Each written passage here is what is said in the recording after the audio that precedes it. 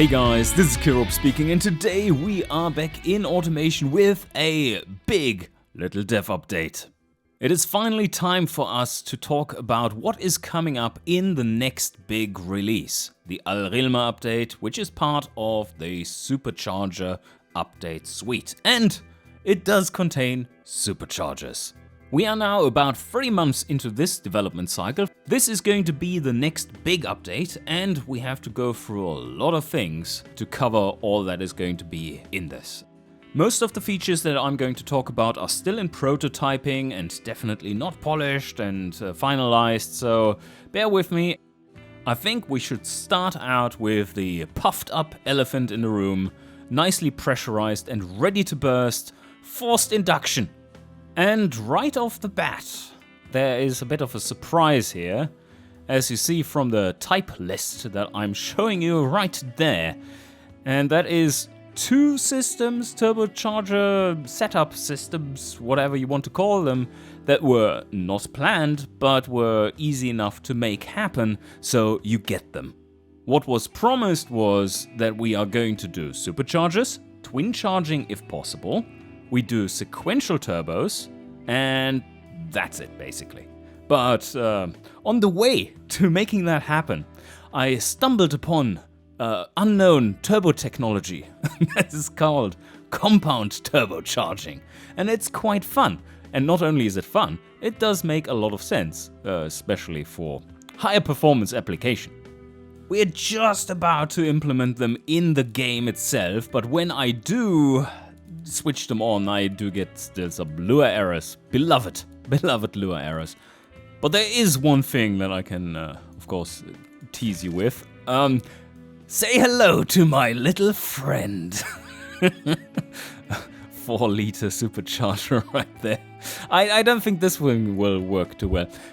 Before I show you some details of functional sequential turbocharging and compound turbocharging, I just want to briefly give you a what is the current status update on these systems.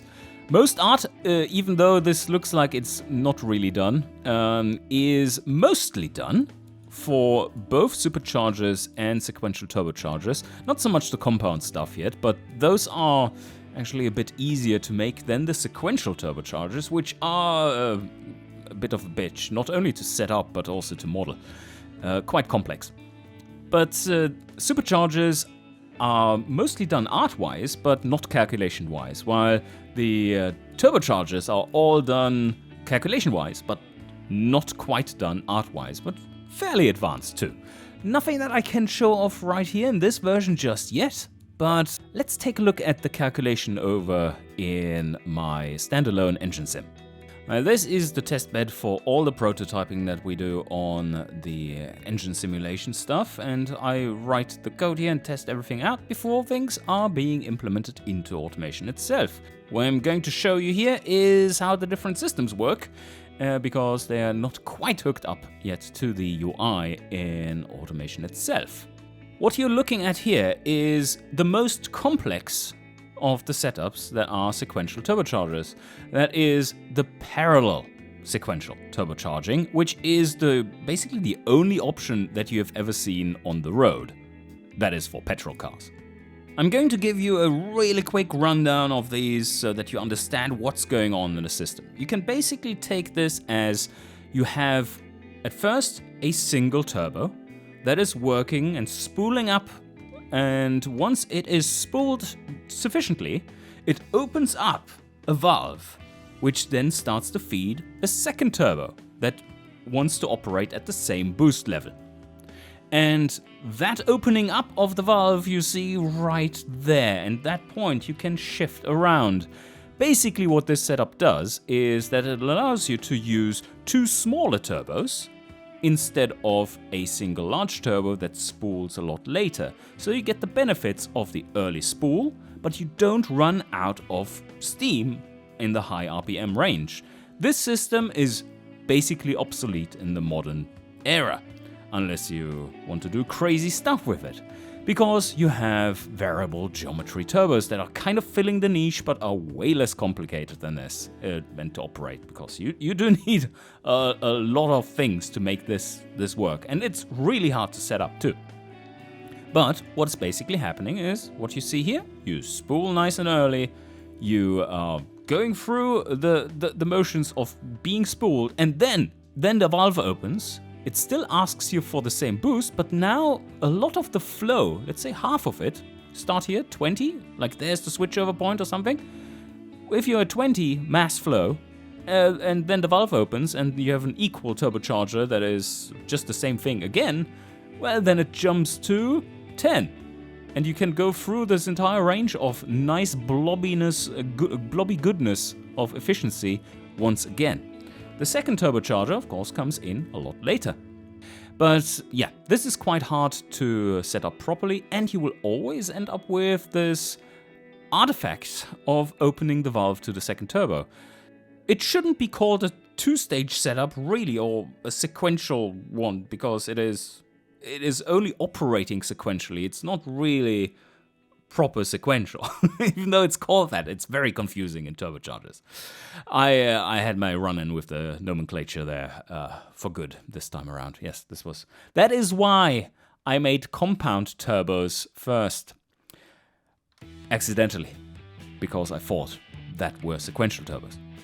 And this is probably my favorite setup that doesn't really exist, but it's awesome. It is very much possible to make, but it is, as far as I know, not used in petrol road cars. But it's so awesome, and we got the calculations in air quotes for free because I did the wrong thing, that why not add it? This setup basically works as follows.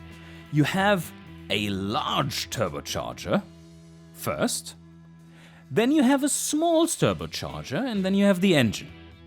So what's happening is that the engine runs normally and it's just flowing slowly through the big turbo without having much restriction there because it's a large turbo. But you start to spool the small turbo, and that spool and the mass flow it generates then starts to spool the second turbo. And that allows you to spool much bigger turbos than you otherwise would be able to.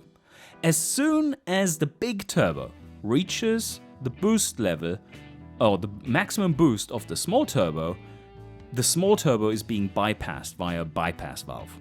So that means you basically have a spool helper for a big turbo.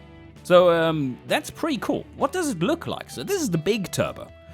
You see here a much quicker, once it gets going, a much quicker spool than you would anticipate, and then a normal-ish linear rise. This first sharp rise is from the little turbo helping it out, and then it shoots up, and then it keeps its boost. In this case, 2.5 bar, so quite a lot of boost, and you see it in the power curve that, or here the yellow line is the volumetric efficiency, which is 100%. Here, this for the yellow line, this is percent. But you see this very nice two-stage nature of it. I think this epitomizes the proper two-stage turbo. Okay, what does the small turbo see then? Well, that's a little bit of a funny walk through this compressor map. Basically, the effect here is that you spool, you reach a certain point of spool, and then at that point already here, the big turbo already generates a bit of boost, which then turns down the curve in the compressor map to lower pressure ratios, because it's only asking for 1 bar. But at this pressure ratio, because you're handling pre-compressed air from the big turbo, that is already giving you 1 bar, and you never need to go up to a pressure ratio of 2. It is probably the easiest to set up out of these 3 sequential-ish turbo setups. And here we have the last of the new sequential/compound turbo setups, using 2 turbos or 2 stages, and this is the pure compound turbo setup. This setup is the only proper 2-stage setup where you have the first stage compressing air to a certain level, and then the second stage taking that compressed air and pushing it further. That means also that you basically have a setup with two equally sized turbos or similarly sized turbos, because both need to flow the same mass. That also means that you don't have the benefits of an earlier spool, but the big benefit here is boost. Because look at this, the overall performance of this system is reaching an absolute pressure of 3 bar, which means 2 bars of boost. This is the first turbo, the first stage. It compresses the air to 0.7 bars of boost, so a pressure ratio of 1.7.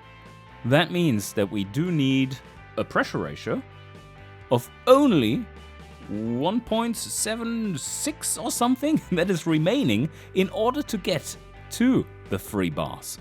So let's put this into perspective. If you were running a single stage, this compressor map would have to go from pressure ratio 1 to a pressure ratio of 3, because that is how much you need to go in order to produce 2 bars of boost. And that is up here. And you see that for moderately sized turbos, you're definitely running out of steam here, and you have a very narrow range that you can operate within. While down here, where the most blobbiness of the compressor map is, you have plenty of space to run.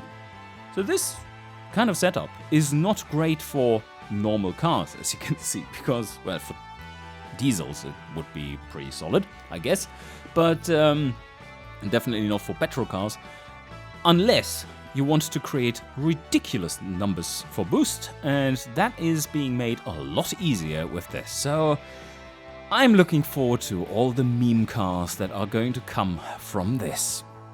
And let's head back to the list, and we see the sequential and compound turbochargers are checked off.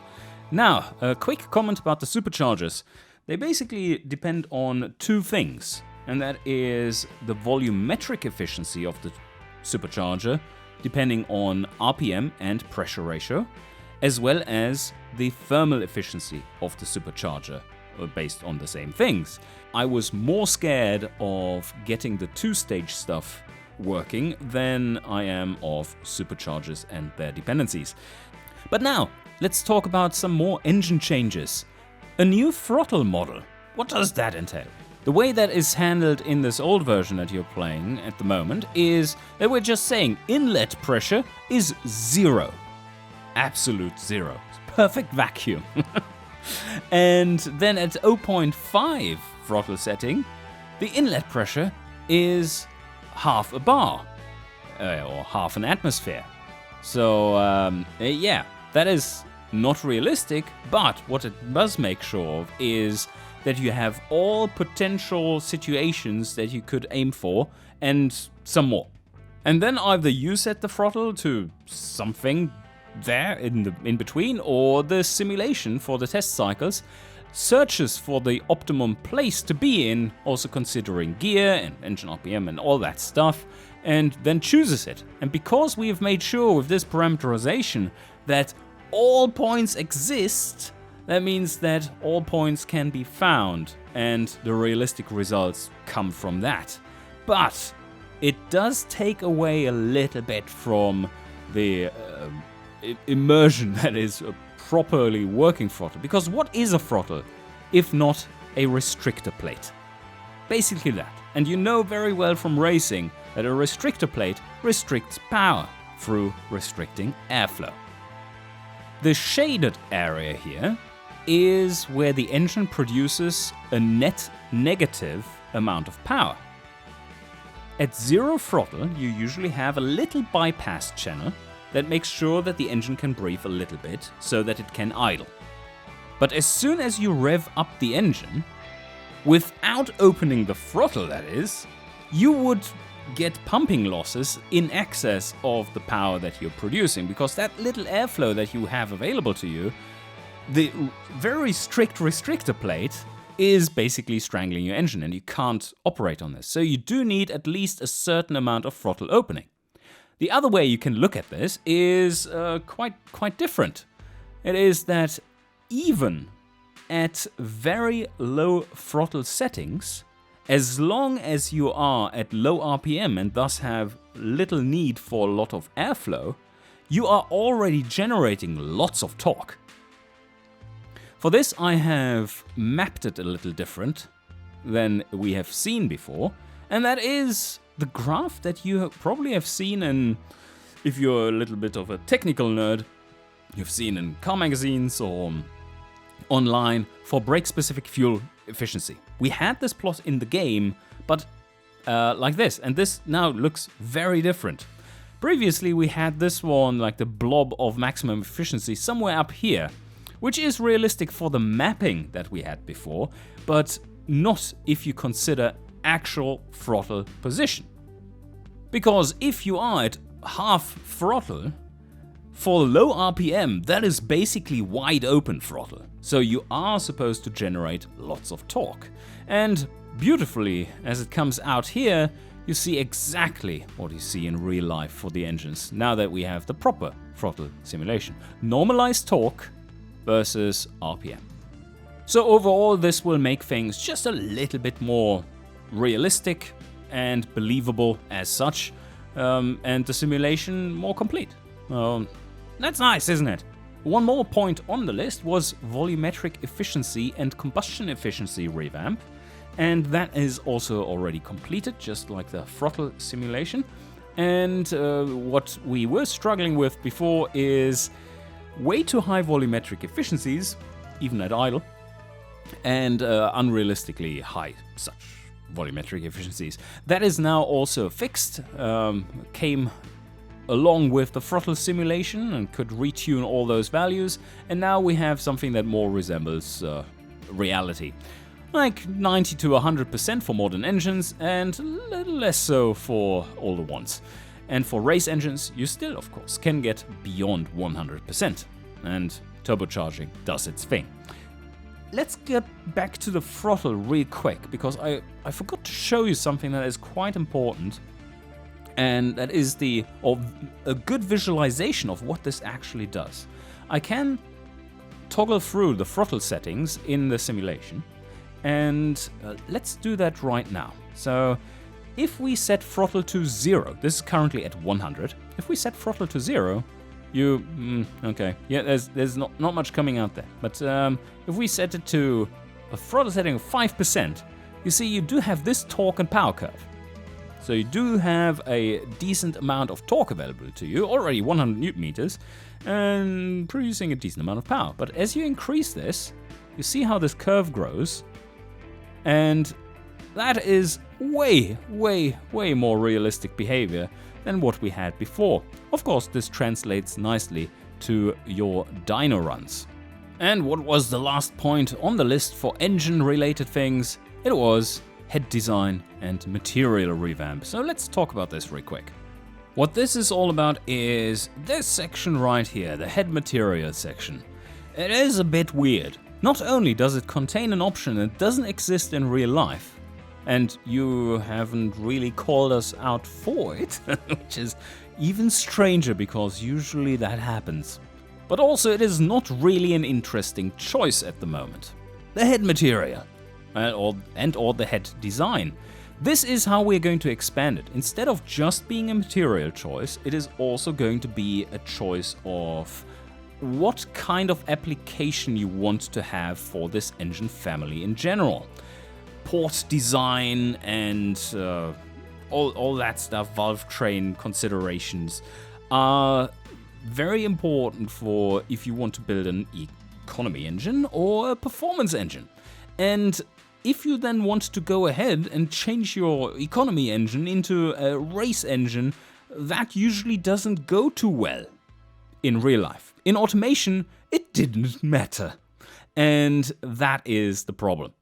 What we want to achieve with this little redesign is that not only do we get rid of the ALSI setting, which is not a real thing, we are going to expand this to 6 selections. Economy, and then standard, and then performance. Those are 3 tiers, and then those 3 tiers are in iron and in aluminium. So very vague at the moment, and I can't really show you much more, but I can babble about it a little bit more. So basically what it would do is that if you choose the lowest of the options, the economy option, it would kind of limit your airflow some more, limit the maximum amount of spring stiffness that you can have. It would improve emissions because it's assumed to be more optimized for that. It would lower your volumetric efficiency by quite an amount, but it would increase your combustion efficiency. So you wouldn't be able to generate as much power, but you would generate that low amount of power slightly more efficiently. Also, the engine would run smoother as a whole, and it would cost you some extra engineering time to figure all this out. Because the normal way of going about it, the middle option, would be the cheapest one at that. But then the performance option is kind of the opposite of the economy option, and it would be increasing your volumetric efficiency, but slightly decreasing your combustion efficiency. Not to offset the gain in power, but it's overall not as optimized for that. It's built to make power and not be super efficient at it necessarily. Increased flow ratings, higher emissions, more resonance strength because of the port design and such, less smoothness because you're using different valve train components that are made for higher RPM, and as such also a higher valve float point. Yes, I think that is covering that. Let's move on to some car and miscellaneous things. The first thing that we should talk about is down there in the general box, revamp of the reliability system. I think this system is quite ancient by now. It is a bit of a mess on the back end as well, and I really do want to revamp that system to become a little clearer, a little bit more straightforward, but doing the same thing as it does now. And that will also make it more transparent. What we're trying to do in general is break apart all kinds of black boxes, and you might have seen this panel already in the current release version, and that is pretty much a debug panel for the various contributions of reliability and such, and there you can see the effects that, for instance, fixtures always pull you down no matter what. I mean, that doesn't quite feel right, and as such we need to just update to have every system here that is generating a reliability to be in line with the others. And then you see in the overview, both for campaign and for the general section, a little mention of factories.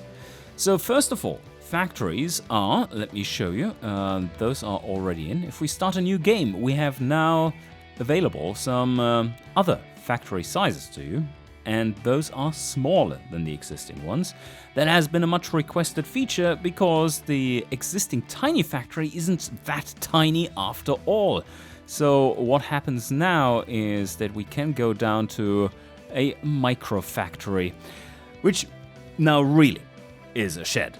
Like a just really a shed.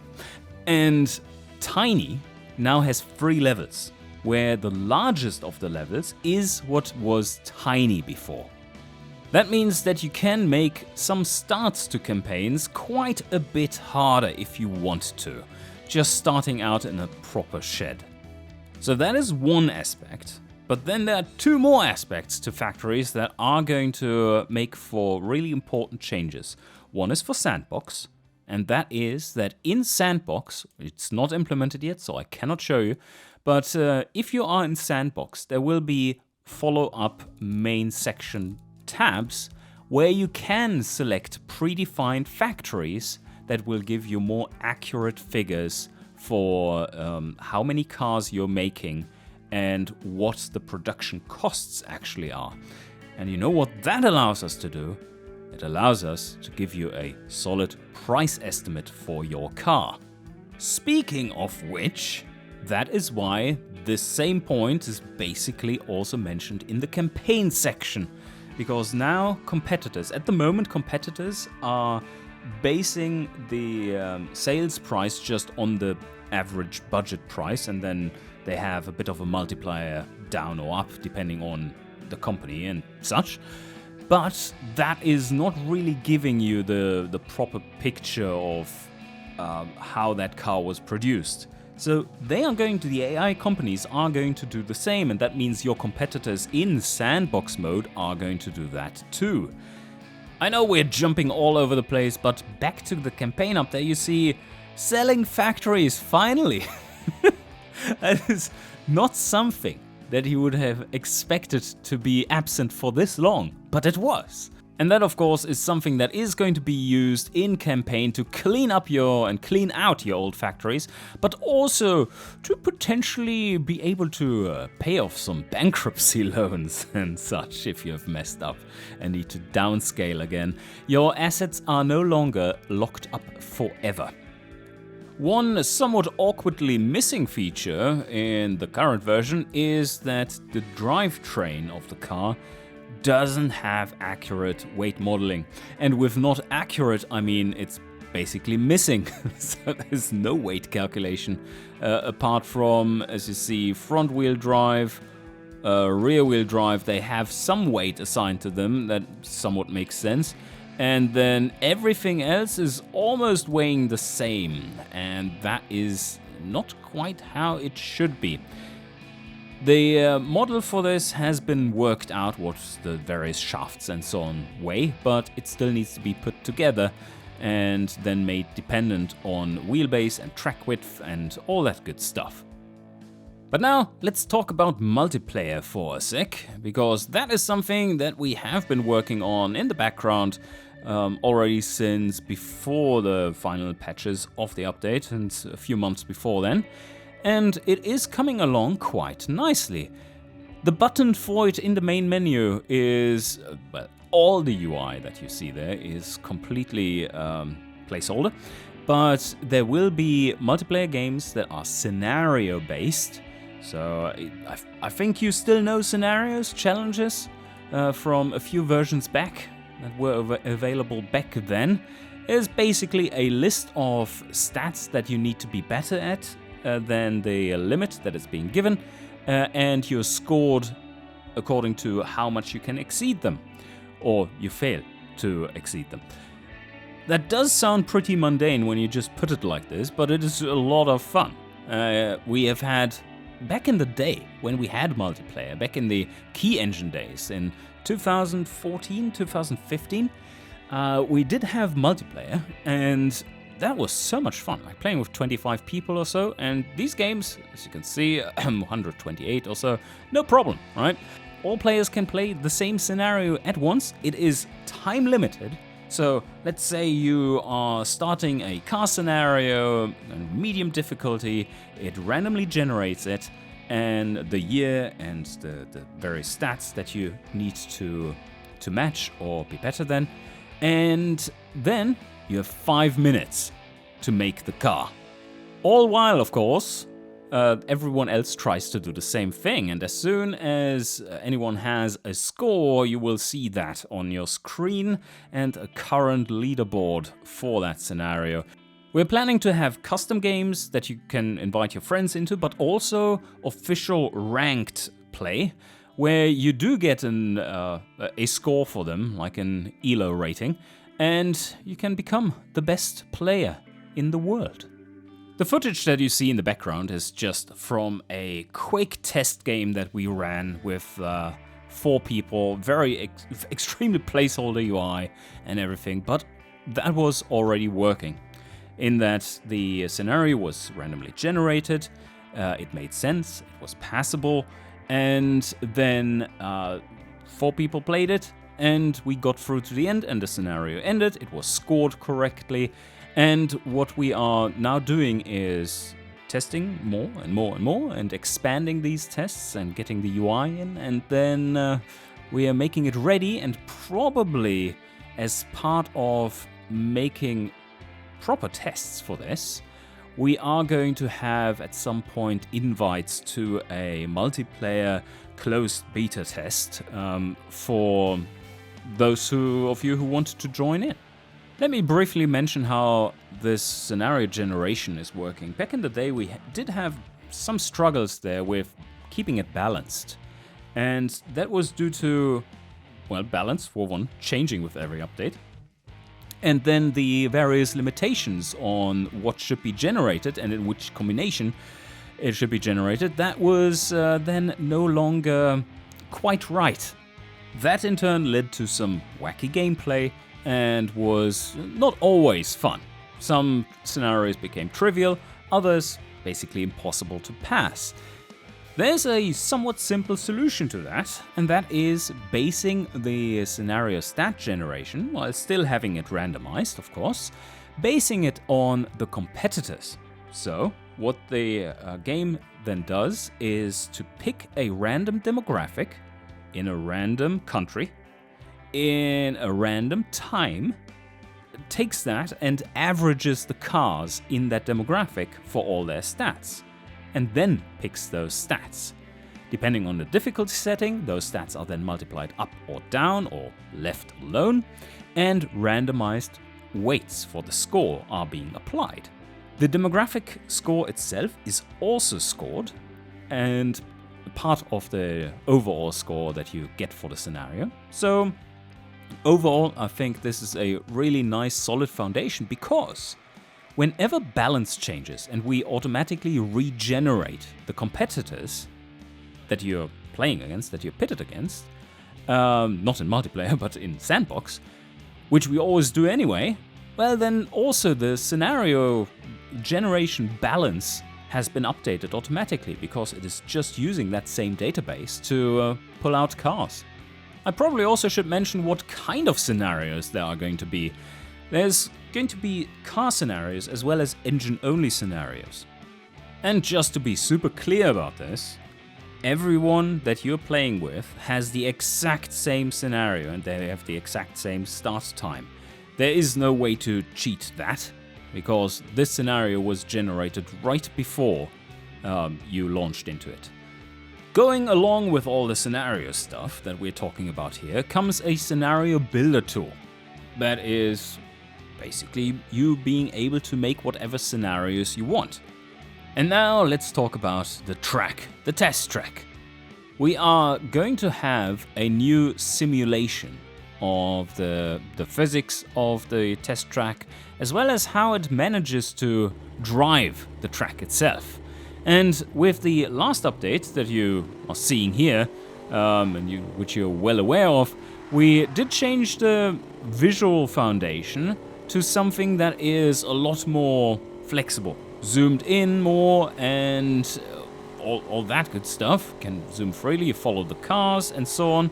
And what you do notice is that the car doesn't drive well around this. Well, that is because it is still the very old simulation code for this, and not the updated way of driving along the track, as well as doing all the calculations for it. What the current simulation does is basically have a set of straights and corners at fixed radii. So of course the straights are straight, but the corners are fixed radii and they go for a certain length. And the maximum speed of the car is calculated properly for that corner radius as a steady state. But that of course is not really that realistic in terms of results, especially when you're like there in a chicane or something. The lines through there tend to be, or through any corner really, is not that of driving a circle, unless the corner is really damn long. Currently we are trying to fudge things a little bit by just making it so that the car slows down into the corner and accelerates out of the corner a little bit. That is completely fudged though, and not really calculated, and with how we're going to change this is going to be natural behavior instead and much more accurate. And that, in turn, brings us to the standalone track editor, which is this thing. Yes, the automation logo is still present as it is proper. But yeah, this is very far advanced already, which also brings us to the test track that is going to be added, which is the Narnilla track, which you're looking at the moment here. But what I wanted to show you is basically that the editor already is really powerful in that you can very carefully design your racetracks and exact lines, unlike with the old editor that was really difficult to use, and it's better than nothing. It was always difficult to handle because it is just a set of straights and corners that then all together in the end need to fit together. And this allows us to run several laps as well, because it is connecting start and finish in one go. So you can have a hot lap if you wanted to. The editing itself is super smooth, and like for instance here, if I wanted to make it drive more in the middle of the track, I could just extend this handle. I'm holding shift so that the handle direction doesn't move while I do the change. And now you see I have placed it more in the middle there, which of course is not the optimum line. The little value that you see here is the corner radius, the minimum corner radius in that sector. What you see down here is basically that. If we change this one, you can see where the wiggle is. That shows you the corner radius down there and where it's the most extreme, so you can really adjust things nicely.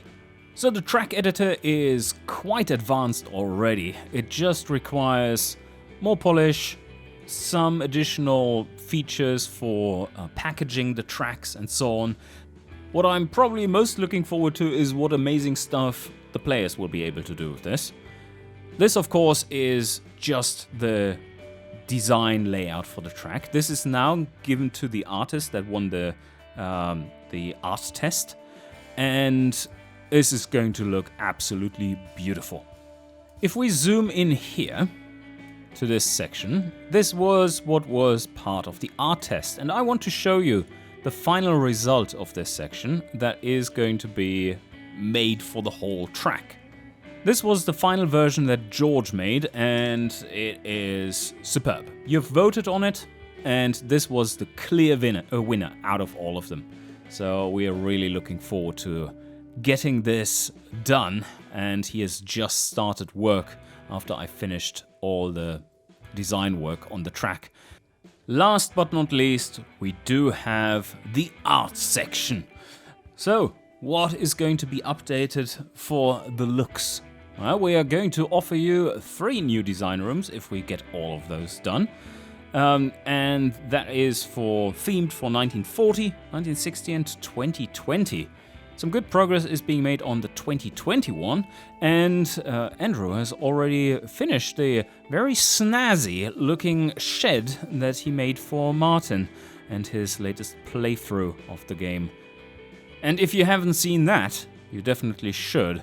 And I'm going to plug it in the description below, posting the link there, because that is a series that you do need to watch if you're playing automation.